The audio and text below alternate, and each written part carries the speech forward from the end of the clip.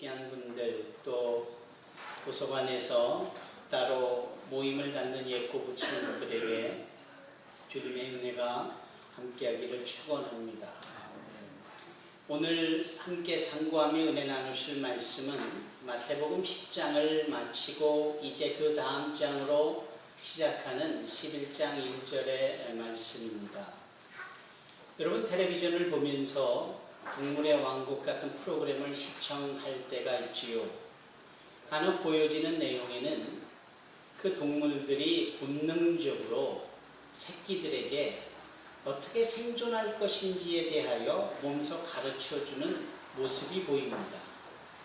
즉, 어미된 이 동물이 새끼에게 본능적으로 어떻게 생존해야 되는지, 먹이를 어떻게 사냥하여야 하는지, 또는 더 강한 맹수를 봤을 때 어떻게 처신하고 어떻게 피해야 하고 어떻게 살아남는지에 대하여서 본이 되어 보여줍니다. 이 동물들도 본능적으로 그러한 것이 있는 겁니다. 그래서 새끼들은 그 어미 동물들의 가르침을 몸소 보면서 경험을 하고 터득을 하게 되어지겠죠. 같은 이치입니다. 우리 사랑하는 부모들도 자녀들에게 이렇게 가르쳐야 합니다. 이렇게 본을 보여야 합니다. 말로만 하는 것이 아니라 삶 속에서 그러한 모범을 보여야 합니다. 본이 되어야 합니다.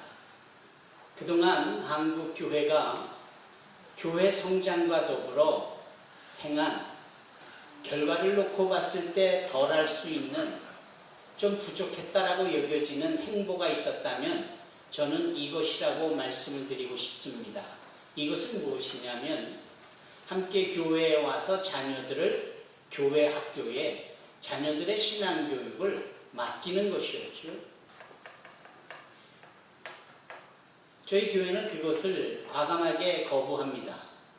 그리고 어려서 산만할 수 있고 긴 예배 시간을 다 소화하지 못하도 어른들 사이에서 부모의 신앙의 보폭과 함께 온가족 예배를 드리고 있습니다.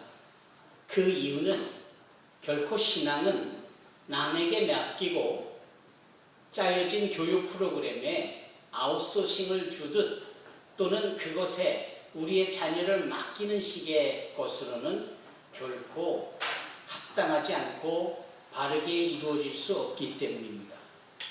보십시오. 교회 성장이 반짝 있을 수 있었던 것 같았지만 젊은이들이 없지 않습니까?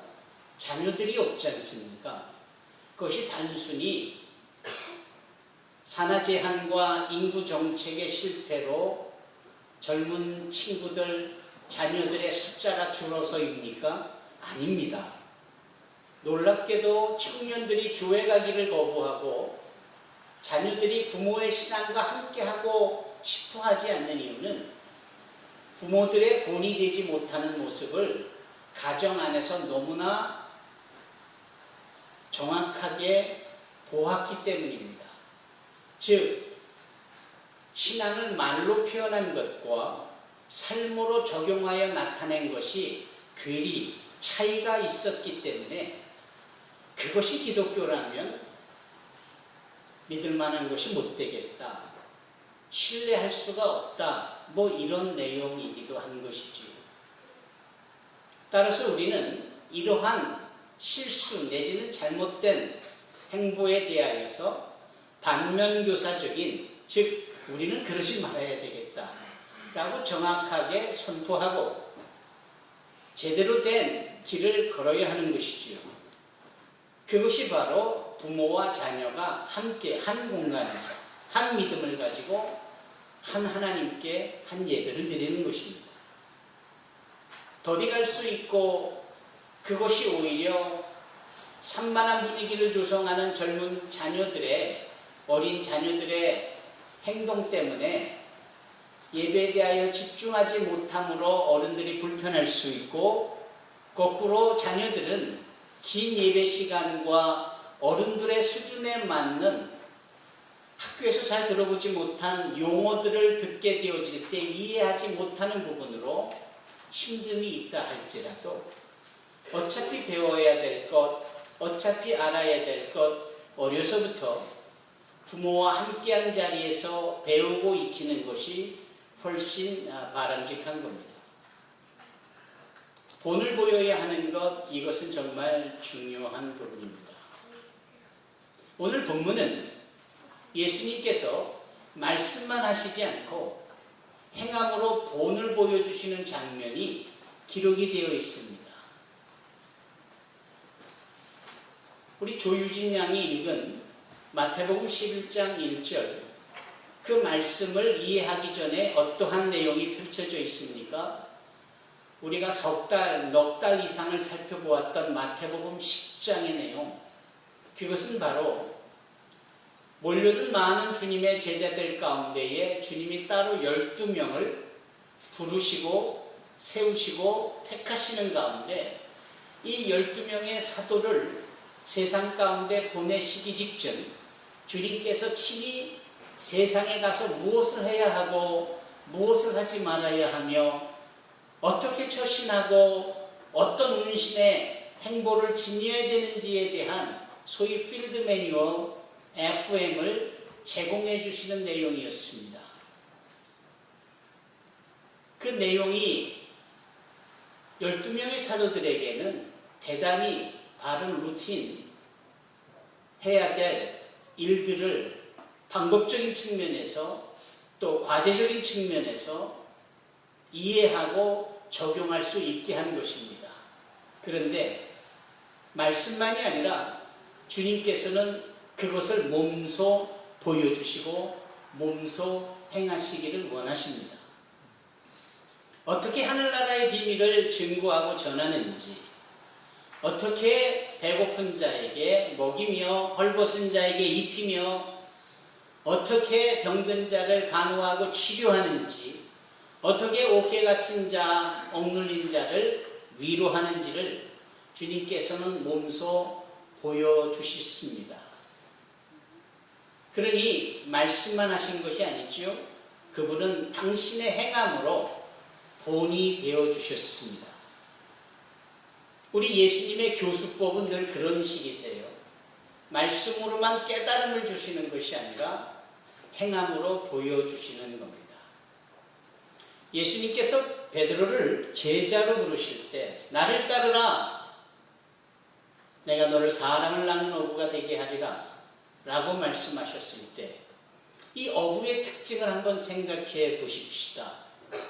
어부에게 있어서 말 잘함과 목소리가 큰 것이 유효할까요? 아니면 든든한 팔뚝과 근육과 건강한 육신에서 나오는 체력, 이런 것들이 더 유효할까요? 당연히 후자입니다. 행함이 더 중요한 것이지 말로 외치는 것이 더 중요한 것이 아니었습니다. 그런 식입니다. 주님께서 우리에게 요구하시는 바가 말로만 번지르르하게 전하시고 너희도 그렇게 하라가 아니라 예수님께서는 가르치심과 그 가르치심에 대한 실제적인 본보기를 주님께서 행함과 삶과 걸음 속에서 사람들과의 관계 속에서 나타내셨습니다. 철저하게 행함과 더불어 본이 되어주셨던 주님은 오늘 본문 마태복음 11장 1절에도 동일하게 설명이 되고 있습니다. 예수께서 12제자에게 명하시기를 마치시고 끝이 아니라 이에 그들의 여러 동네에서 가르치시며 전도하시려고 거기를 떠나가시니라.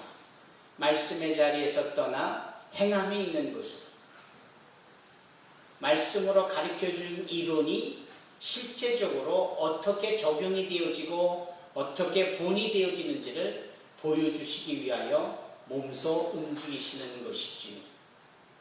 이 말씀 한 절에서 우리는 주님의 에너지를 봅니다. 그분이 우리에게 말씀을 하시는 분이 아니시고 몸소 행하시는 분이셨음을 우리가 확신할 수 있습니다. 그리고 우리는 그분의 본이 되어지심을 본받고, 그래서 우리가 우리 자녀들에게 본이 되고 우리 이웃들에게 본이 되고 세상을 향하여 거룩한 예수 믿는 자로서의 본이 되어야 하는 것입니다.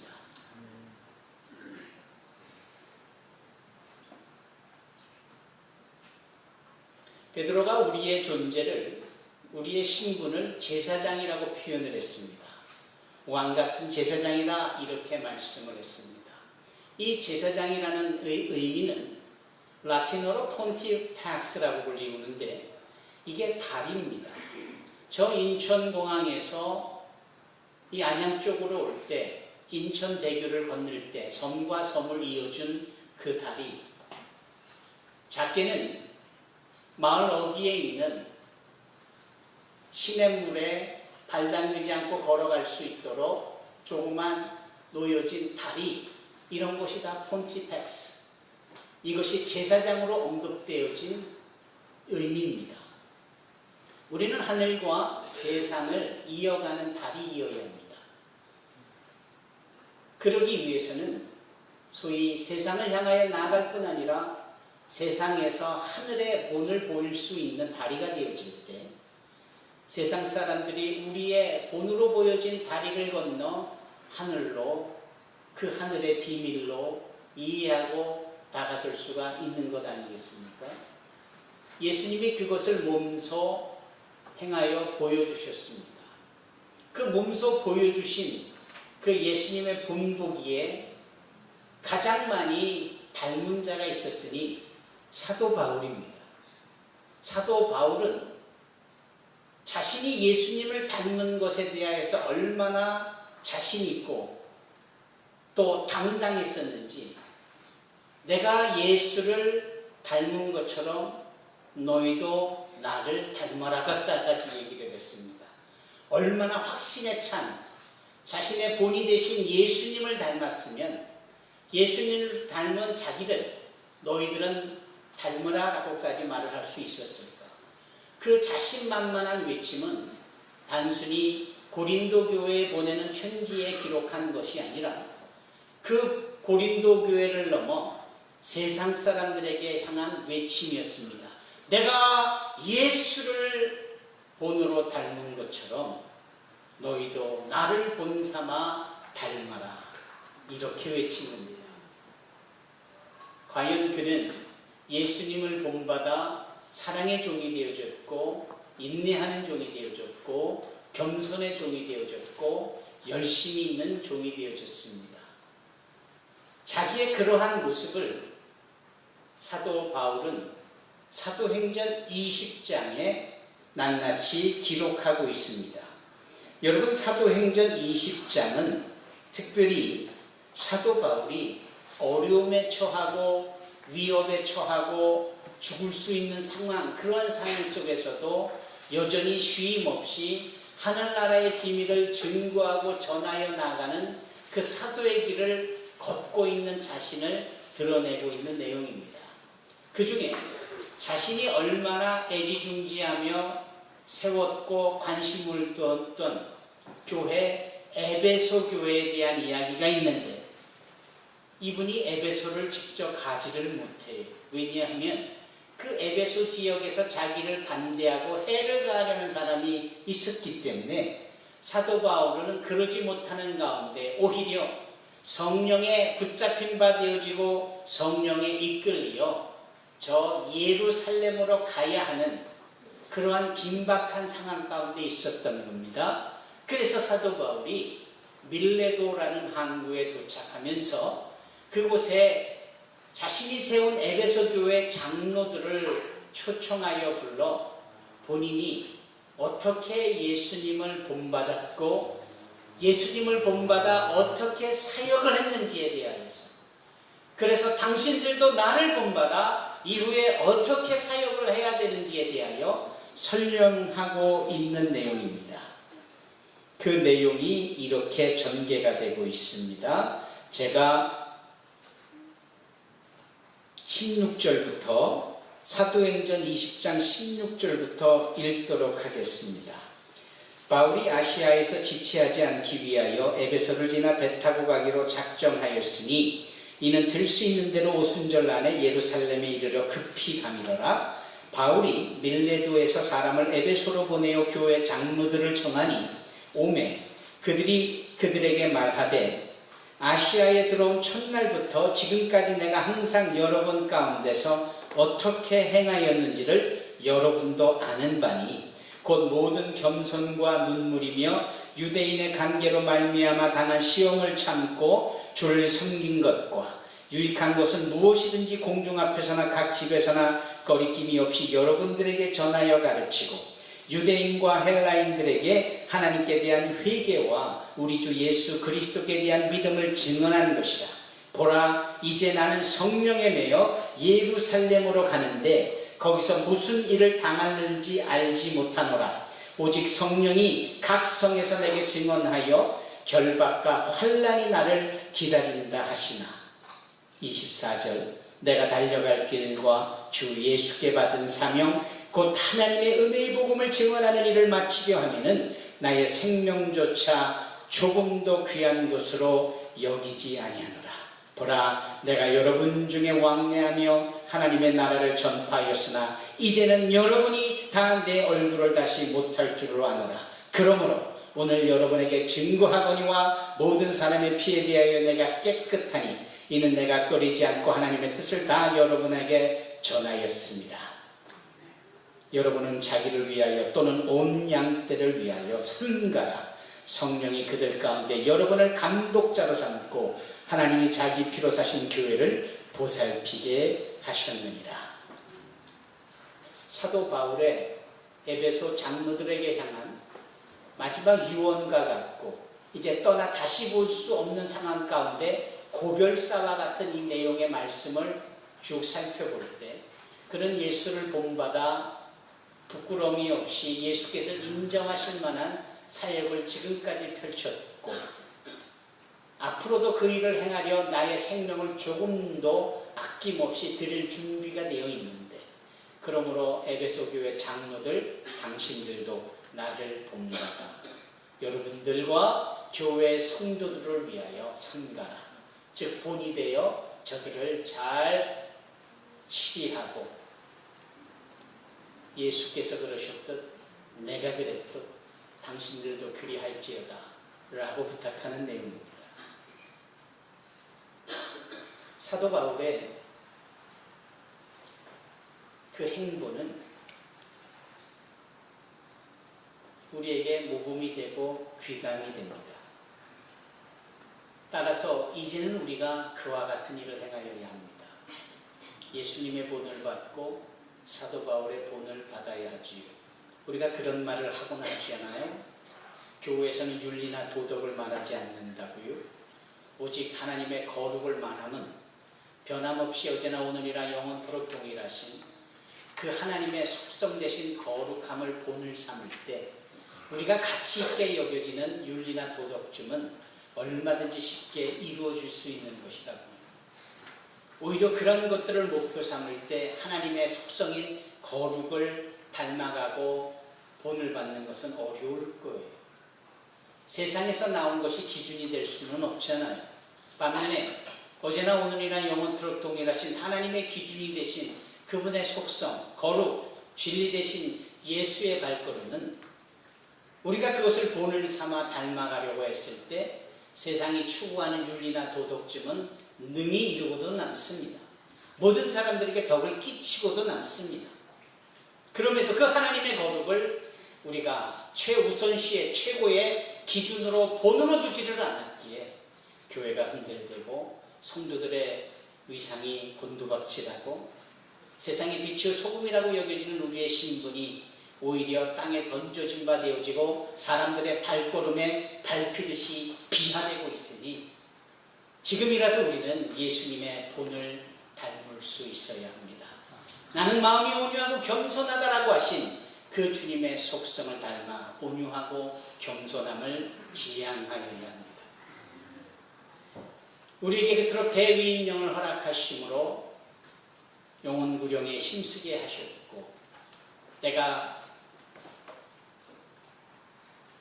분부한 모든 것을 가르치라라고 하신 그 내용 그대로 사람들을 섬기며 사랑하며 저들 가운데 본을 보이는 이 모습이 우리 가운데 있어야 할 것입니다. 사도행전 3장에는 베드로와 요한이 제9시 기도 시간에, 즉 오후 3시에 모두가 다 한창 일할 때 그네들은 그 가장 일할 그 시간을 하나님 앞에 기도하는 시간으로 정하지요. 그래서 9시 기도 시간에 성전에 올라가 기도가 할 요량으로 아름다운 문인 미문을 지나가야 됩니다. 유난히 아름다운 문이기에 미문이라고 여겨졌던 그 문에는 많은 사람들이 오고 갑니다.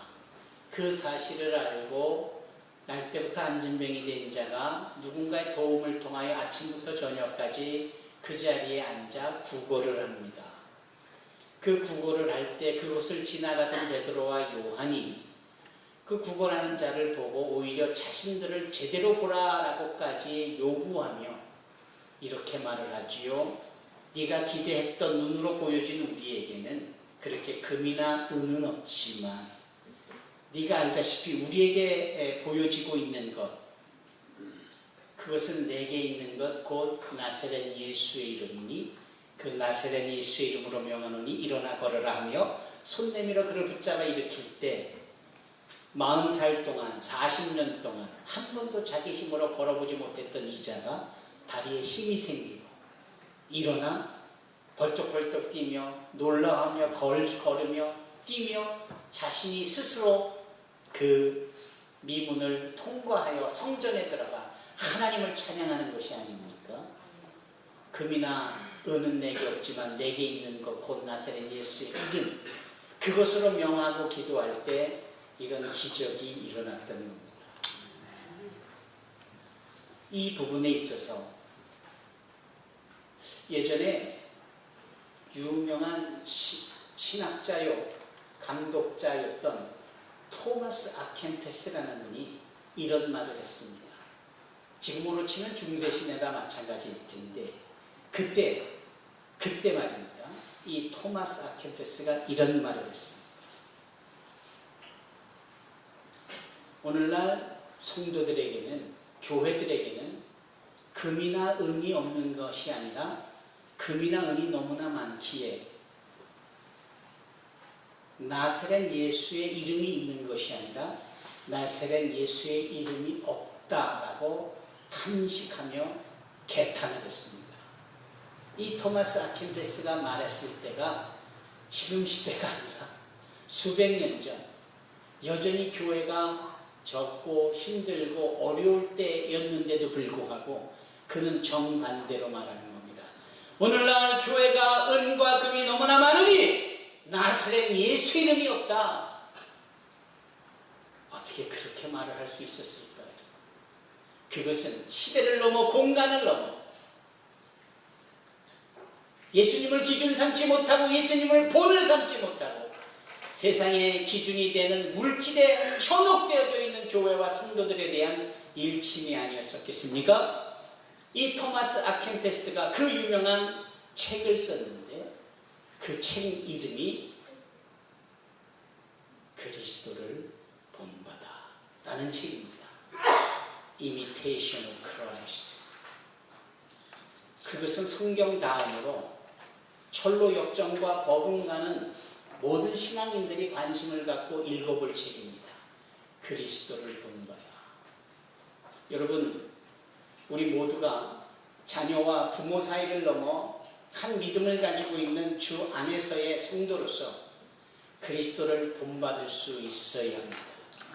예수께서는 친히 본보기가 되어주시기 위하여 말로만 가르치셨던 제자들의 관계가 아닌 그 제자들 앞에 어떻게 전도하는지 어떻게 가르치시는지를 몸소 보여주시기 위하여 주님은 그 말씀하던 장소를 떠나셨습니다. 움직이셨습니다. 가르치셨습니다. 지금도 우리와 함께 하시는 주님께서는 그 일을 행하고 계십니다. 성령으로 더불어 우리에게 의에 대하여 죄에 대하여 심판에 대하여 말씀하시고 우리를 결책하고 계십니다. 성령으로 인하여서 예수께서 말씀하신 모든 것을 다 기억나게 하십니다. 그만큼 본이 되시기를 원하시는 것입니다. 그렇다면 우리의 마음이, 우리의 믿음의 눈이, 우리의 행함이 무엇으로부터 말미암아야 될까요? 예수 그리스도, 우리의 본이 되신 예수 그리스도, 바로 그분에게 맞춰줘야 되는 줄로 믿습니다.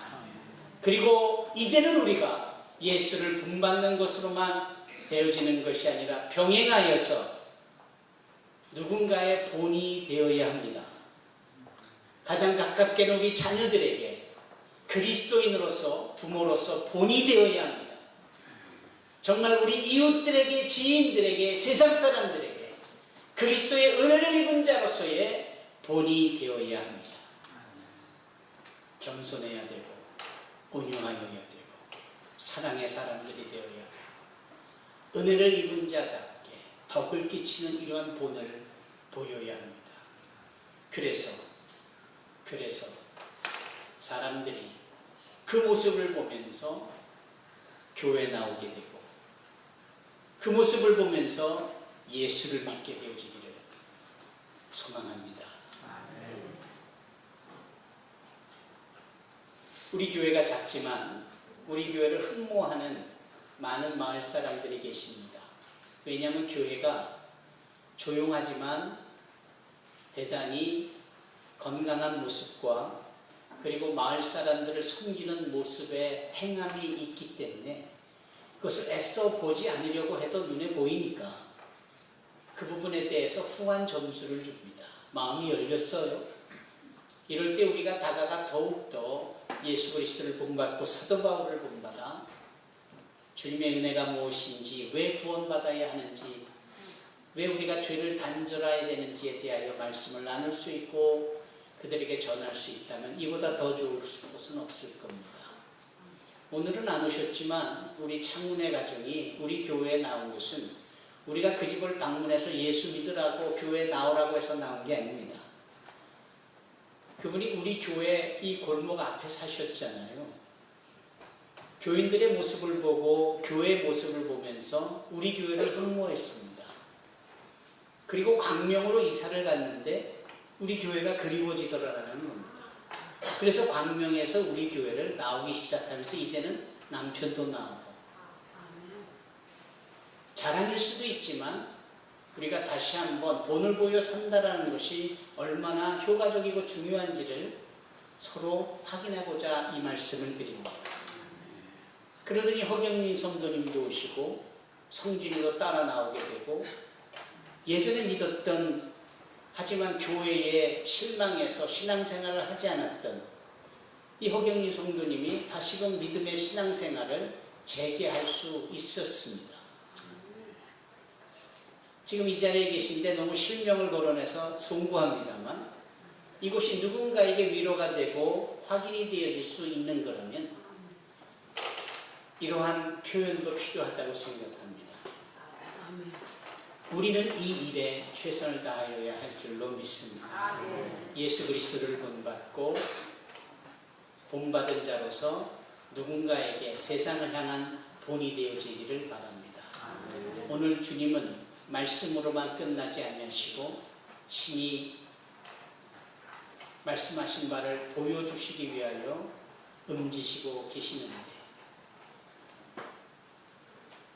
사마리아 이웃에 대하여 말씀하고 있는 누가복음 10장에 따르면 주님이 이렇게 말씀을 하시며 그 교훈을 끝내시지요. 너희도 가서 이와 같이 하라. 여러분, 기독교는 행함의 종교입니다. 정말 믿음을 행함으로 드러낼 수 있어야 합니다. 아, 본을 보여야 되는구나. 끄덕끄덕. 이게 암묵적인 동의로만 끝나지 말고 본을 보일 수 있도록, 행함으로 그 본을 나타낼 수 있도록, 그리고 그 본은 여러분 자신이 아니라 우리를 죄에서 구원하시고 하나님의 자녀로 살려내주신 예수 그리스도, 지금도 일하시고 계시는 그분의 본을 우리가 닮을 때 비로소 우리가 세상을 향한 본보기가 될 수 있는 겁니다.